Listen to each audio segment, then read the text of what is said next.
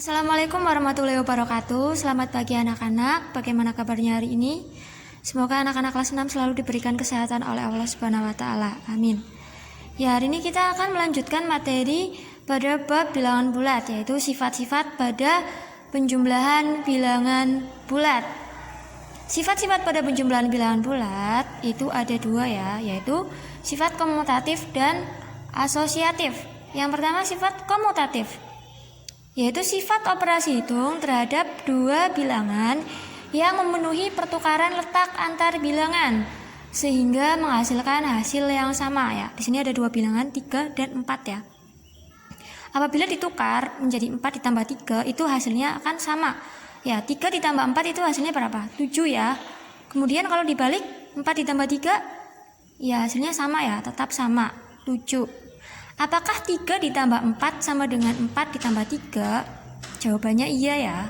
Maka penjumlahan bilangan bulat tersebut itu mempunyai sifat komutatif ya. Jadi A ditambah B itu sama dengan B ditambah A. A-nya itu 4 ya misalkan, B-nya itu 5. 4 ditambah 5 itu hasilnya 9, 5 ditambah 4 itu hasilnya 9. Seperti itu ya. Jadi penjumlahan pada bilangan bulat tersebut itu memiliki sifat komutatif. Kemudian sifat yang kedua yaitu sifat asosiatif ya, atau pengelompokan. Adalah sifat operasi hitung terhadap 3 bilangan, ada 3 bilangan ya, 1, 2, 3. Menggunakan bantuan pengelompokan 2 bilangan dengan tanda kurung. Jadi 2 bilangannya ini dikelompokkan dengan bantuan tanda kurung. Dan apabila pengelompokan ditukarkan hasilnya tetap sama ya. Misalnya di sini ya, 3 ditambah dalam kurung 4 ditambah 5 sama dengan 3 ditambah 4 dalam kurung tutup ditambah 5 ya. Kalian perhatikan di sini. Ini tanda kurungnya itu ditukar ya posisinya ya. Yang tadinya itu 3-nya tidak di dalam kurung, kemudian ini di dalam kurung ya. Apakah hasilnya akan sama? Coba kita hitung ya. Yang pertama kita hitung adalah yang ada tanda kurungnya ya. 4 ditambah 5 berapa? 9 ya. Kemudian ini tetap 3 menjadi 3 ditambah 9 ya, seperti ini. Kemudian yang ini juga dihitung yang di dalam kurung terlebih dahulu. 3 ditambah 4 hasilnya adalah 7. Kemudian ditambah 5. 3 ditambah 9 hasilnya adalah 12. Kemudian 7 ditambah 5 hasilnya berapa? Ya sama, 12 juga ya. Jadi penjumlahan bilangan bulat tersebut ya yang tadi kita hitung itu mempunyai sifat asosiatif karena pengelompokannya ditukar itu hasilnya tetap sama ya. Ya, selanjutnya coba kalian perhatikan pada pengurangan bilangan bulat. Apakah sifat komutatif berlaku pada pengurangan? Coba kalian perhatikan ya. Di sini contohnya adalah 4 dikurangi 3. 4 dikurangi 3 itu hasilnya 1 ya.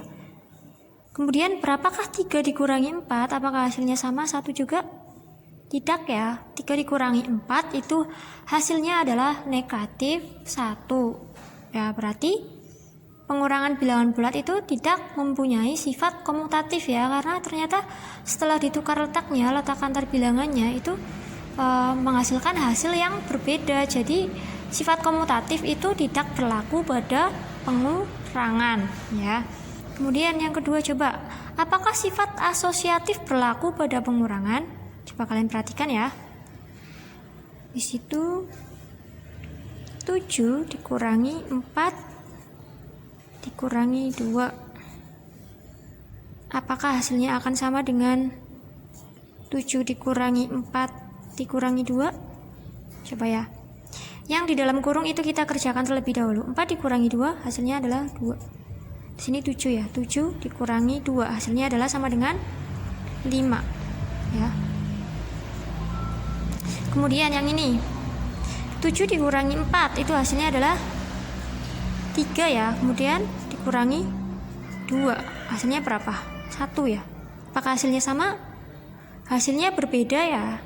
Jadi sifat asosiatif itu tidak berlaku pada pengurangan. Seperti itu ya. Kemudian di sini ada contoh 1.22.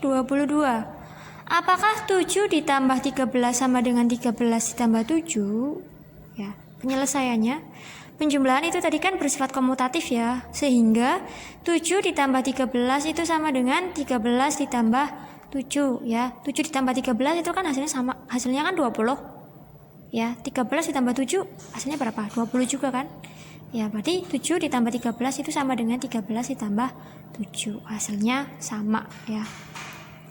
Kemudian yang kedua, isilah titik-titik berikut. 6 ditambah titik-titik ditambah 14 sama dengan 6 ditambah 12 ditambah titik-titik. Ya, ini sifat asosiatif ya, atau pengelompokan. Coba kalian perhatikan yang titik-titik ini diisi berapa? Ya, ini 12 ya. Ini diisi 12. Kemudian ini 6 ditambah 12 ditambah 14 ya di sininya. Seperti ini jadinya ya. 6 ditambah 12 ditambah 14 itu sama dengan 6 ditambah 12 ditambah 14. Ini dengan menggunakan sifat asosiatif. Hasilnya akan sama ya. Coba kita hitung ya. Ini 12 ditambah 14, hasilnya berapa? Hasilnya adalah 26 ya. Di sini 6. Kemudian yang ini 6 ditambah 12 hasilnya berapa? 18 ya. Ditambah 14. 6 ditambah 26 hasilnya berapa? 32. Yang ini 18 ditambah 14 hasilnya berapa? 32 juga ya, sama ya. Ini penjumlahan bersifat asosiatif ya. Jadi sama. Hasilnya sama. Kemudian contoh 1.23. Apakah 10 dikurangi 4 sama dengan 4 dikurangi 10?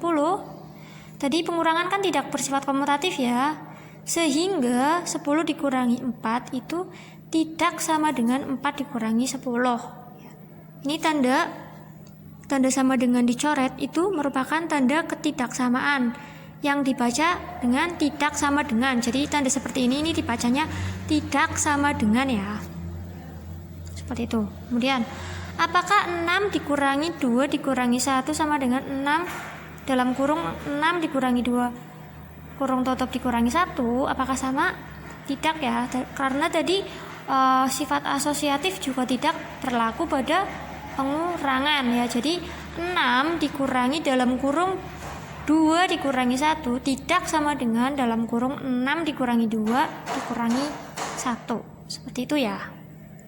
Jadi sifat komutatif dan asosiatif itu hanya berlaku pada penjumlahan, operasi hitung penjumlahan. Kalau pada pengurangan itu tidak berlaku. Seperti itu ya.